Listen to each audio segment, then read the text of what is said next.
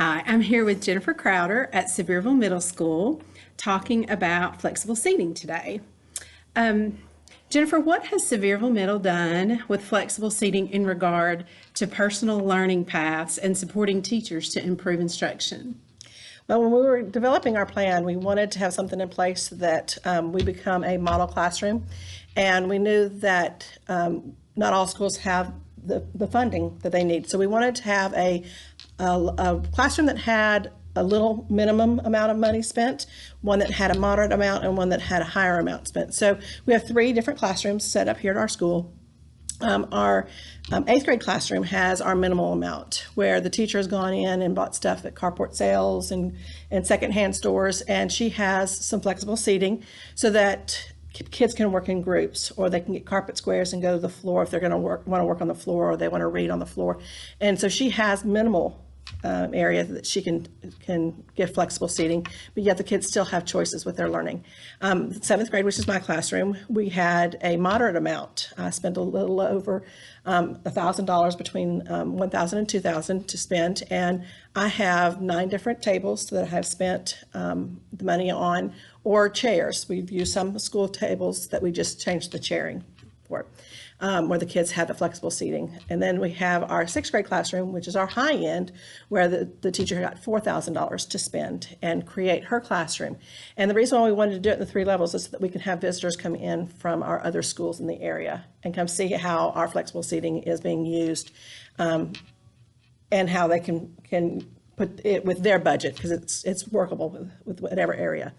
We wanted to do this because it gives the children choices. I have my room set up so that those that want to learn as a group can work together at tables, but yet I have tables where I call it independent thinker tables. So if they don't want to work with a group, they want to work by themselves, they can go, and it's against the wall so that the kids can be not visually distracted. I also have stools in the front of the classroom so that if I'm working on the board and they can't see the board, or they want to get closer, they can get a clipboard and a stool and they can sit on the floor. They're a little bit lower than what people who are at the table, so that it doesn't interrupt the view for them. So it gives them an opportunity to choose where they want to sit and where they want to learn the best. And I give them free choice, even if in the middle of my teaching or our instruction, if they need to get up and move, they just get up quietly and go to wherever they need to sit and make it best for them. And Tricia has hers set up so that her kids have free reign to go wherever they need to. Hers is kind of much like mine, just she got to spend more money on it. Show us, I'm wondering Sure. if we can see maybe just a little of your flexible seating here. I know your stools are up front, and I don't want to shake this too much, but This is an example. This is what I call my independent thinker table. So the kids can come here, and it's against the wall, but their back is to them. And then here are my stools, and the kids just come get a stool and put it on the floor, and then they have a clipboard if there's something that we're writing on, and they need to have a table, and they just sit on the floor. These are my kneeling chairs, and it's kind of reversed. They put their knees go here and their rear end goes here, and they have that. So those kids who did not like to sit in a chair but kind of are my up and downers who are constantly wanting to kneel on their chair themselves, we actually have chairs for that. Where we were sitting is a high top table. I do wish I would have purchased more seats like this, because the kids do like the high top tables. So this table here came from a carport sale, but then I bought the chairs with the funding. And then I have 3 tables. Actually, my independent thinker tables are old computer desks. And then I have 3 other tables that belong to the school. A round table, a square table, and a rectangle table. My other 3 tables were completely purchased with the funding. how do you like your exercise ball chairs?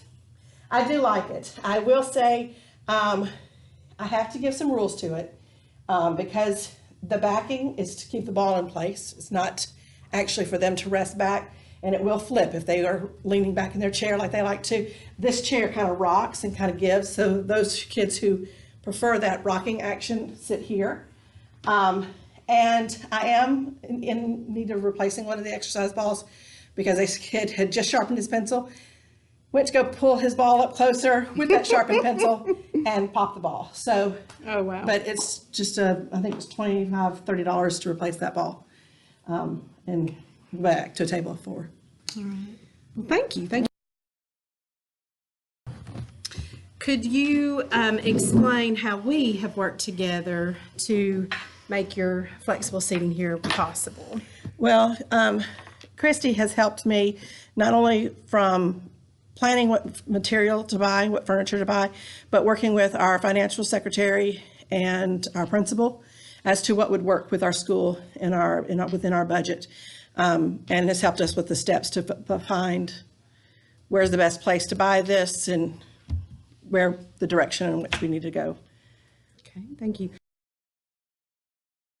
One last question. What is your vision for Sevierville Middle in the second semester in regard to your rural life plan? Well, our first semester kind of gave us a chance to implement it and kind of work out the kinks. I would love to see now where we have more visitors come in and see how we're working this, and implementing this plan and seeing more of the kids in action, taking responsibility for their own learning and where they learn best. I will say that I have found when we first started, I had regular school furniture. And then about a week, maybe a month into school is when we switched over. And it was kind of like a completely different atmosphere. I even had subs come in and say that my class is like, even though they've even subbed for kids that are in my class, and when they walk into my room, their demeanor completely changes. I have not had any problems with kids riding on my furniture or destroying my furniture. And I hear all the time the kids saying, I feel like I'm at the kitchen table. And that's the feeling I wanted them to have. I wanted them to feel like they were at home studying, or because for our kids, some of them don't have that kitchen table. They have a coffee table in their living room that they use as their kitchen table, their TV tray while they're eating in front of the TV. It's a multi-purpose room instead of a kitchen, And so a lot of the kids get excited, and they kind of hurry to class to get to the seat they want. That's a great thing. Thank you so much. You're it's welcome. a pleasure to work with you.